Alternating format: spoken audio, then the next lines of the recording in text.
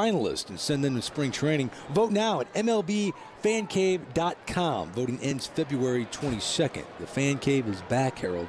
Yes. Bigger and better than ever. Log on, see who exactly you want to vote for. They're right there. And then also they've already got registered Major League ball players that said, hey, I'm coming by the cave again this year. The list is incredible. Matt Kemp has already signed up. Chris Young has already signed Justin up. Verlander. Yes. Bautista. There's a lot of big-name guys that are coming through. So is Harold Reynolds. We'll see if he goes to the Fan Cave. Looks like they're going to make a pitching change. We'll talk about that right after the break.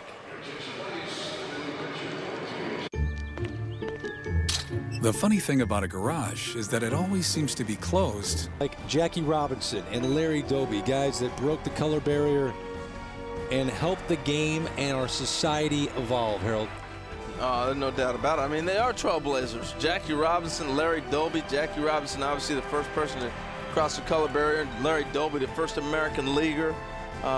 These men are synonymous with baseball and particularly with the black community and opening so many doors. But I shouldn't even limit it to that. Yeah, they're more than baseball, right? To all, absolutely. I mean, iconic figures that are amazing. You know, Jackie Robinson, we have Jackie Robinson Day every year in baseball now. Everybody wears number 42. It's been really amazing. But you look at their careers. I mean, these guys were ballers, man. Yeah. They had big-time credentials. Not only all the things they went through socially, but to be able to perform on the field as well. Very, very impressive. So we're back to the Urban Invitational, the nightcap of our doubleheader between Prairie View A&M and Texas Southern, a rivalry game. Ground ball to third. Pearson has it. And do they turn the 5-4-3? Yeah, they do. Well, you notice right there, that's a heck of a turn, by the way. But in college baseball, you have to slide into the base. You know, if the guy's at the bag, okay. But you can't go around him and knock him out. We haven't seen anybody get blasted into left field. In pro baseball, right here where the second baseman's at, they're going to put him into left field. But the runner slides straight into the base. So you got that luxury of dance around him. I'm not going to get hit. And he was able to plant. Gordea was able to plant and step right to first base, make that throw. Yeah.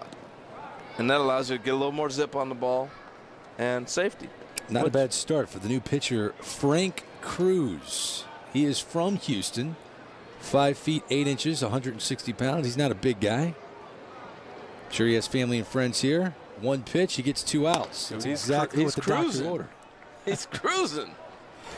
Mike Robertson, the head coach of Texas Southern, puts him in, and he gets immediate results. 6-1 the score here in the top of the 8th. Swing and a miss from number 30, Michael Long. Pinch hitting here. He's a junior. I have to tell you, it's going to get back first baseman. Gordea makes the play, so a nice turn on a double play, and then helps record the final out of the 8th. So Frank Cruz, well done out of the pen. 6-1 the score. Now listen to me. One Turk Wendell and Harold. I'm sorry to pat myself on the back, but yeah, kind of similar. You wanted to see what would come out of his hand, and this is what came out of his hand. Well, he got underneath this throw in a little bit of a hurry, and you see how he didn't get a good grip. It looks like almost like a change-up grip. What about the mound starts right there? He stepped on the dirt. He's going to slip a little bit, and this ball is going to end up like you might have thrown that. No. No, you're right. That's how it would have been. So, again, Daniel Castillo with the error. There were 3 errors in one inning, led to another run for Texas Southern. But I had to bust on you. Were digging yourself a little bit too good with that comparison. That was a good one, though. Digging myself. That ball is caught in left field by Johnson. 1 up, 1 down. Daniel Castillo. And you know, it's not a knock. I mean, Turk Wendell pitched 11 seasons in the big leagues. Had a career ERA under 4. Had 33 career saves, including 18 in 1996 with the Chicago Cubs. Turk was good, man. Yeah. He had some crazy antics, but he could pitch. Tyler Flanagan is pinch hitting here, the junior for Texas Southern. I want to remind all of the folks that are actually watching this broadcast and they're nearby here in Houston, there are 3 more games tomorrow. of the Urban Invitational. Come on out and enjoy. 1 o'clock. You got actually 10 a.m., 1 o'clock, and 4 p.m. locally here in Houston. Wow. You can catch that 10 a.m. before you catch your flight. That's a good point, yeah. Yeah, that's a good one. I'll be here hanging out with Justin Upton and Chris Young. Yeah. That'd be good. That'd be good. I'll be home by then. But you guys. Well, you're doing the top 10 second baseman right now. Yeah, so I got to be back for that. That's a big show. Yeah. Daniel Castillo on the mound. Look out. Nice piece of hit. Pinch hit in the knock. 1 out single. Well, this is the show. You can watch Harold Reynolds in all his glory. Who are the top 10 second basemen right now? 10 great reasons to watch, 10 great reasons to debate. The top 10 second basemen right now. Sunday, 9 Eastern and Pacific only on MLB Network. So who's the #1 guy on the list, Harold? Can you tell me? Yeah, I can tell you.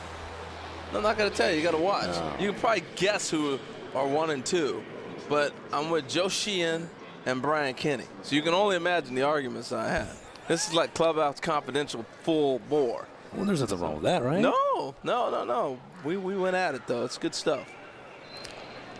There's a pinch runner, Derek Daniel, in the game for the Tigers.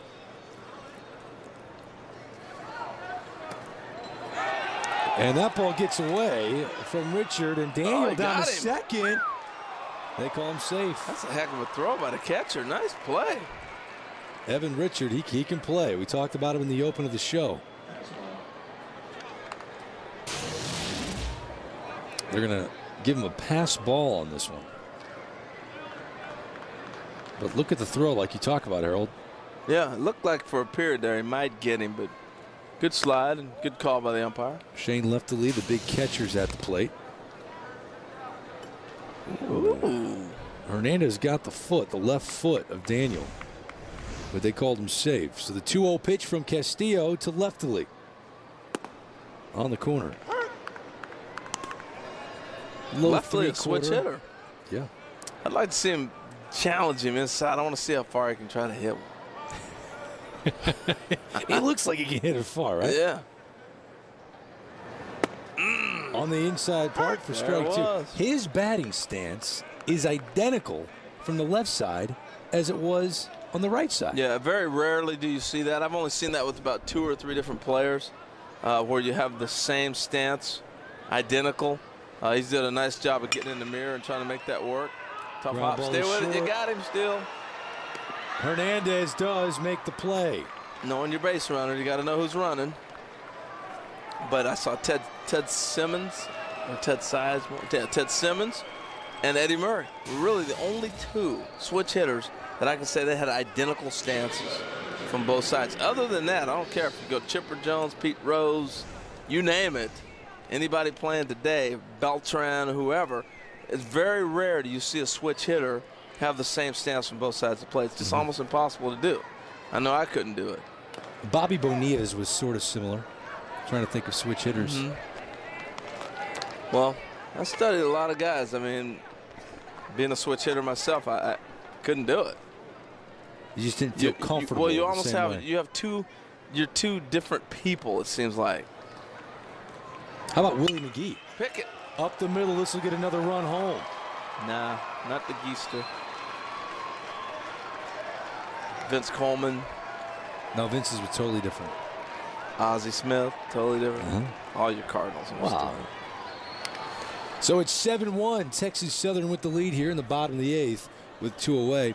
A reminder, this copyrighted telecast is presented by authority of the Office of the Commissioner of Baseball and may not be reproduced or retransmitted in any form, and the accounts and descriptions of this game may not be disseminated without express written consent. What's disseminated mean? It's a good question, Harold. And I love when you ask me questions like that on TV. That. Well, look, just because I memorize a script doesn't mean I know every word. Anthony Flanoy, the center fielder's at the plate. He hit .324 in 2011 with 22 RBIs. Led the team in stolen bases with 29. Another steal attempt. Oh, what a pick. And save. Ray Hernandez swipes the bag.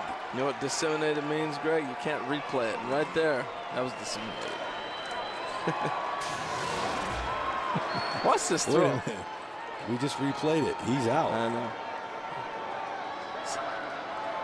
Yeah, he's out. You know, I wonder where the umpire was positioned, because when he caught the ball, he was behind the base runner. So if the umpire is in front, then it's tough to see that and the timing of it. See where the umpire's standing? He's in front of the throw. From his vantage point, it looks like the base runner beats him.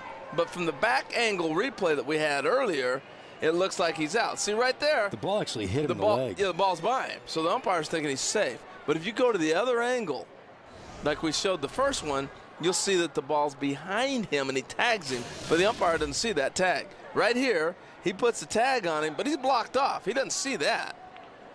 You know what I'm saying? So therefore, he's called safe. Presentation, Greg. You say it Angles. all the time. Stolen base for Ray Hernandez, and Evan Richard, the catcher who you're looking at on your screen now, was upset. He thought he had him, and he's still jawing about it. Wow. I like his passion for the game. Yeah. Evan Richard. I'll tell you the one thing I'm seeing this year. We've done a few of these urban invitationals. Is that we're seeing a lot more African-American kids playing. Even in the HBC games, there was a lot of kids that weren't African-American, whether they were Latin, you know, or different, you know, whatever. But now we're seeing a lot of more African-American kids playing. And that's great. Through 8, Tigers add on.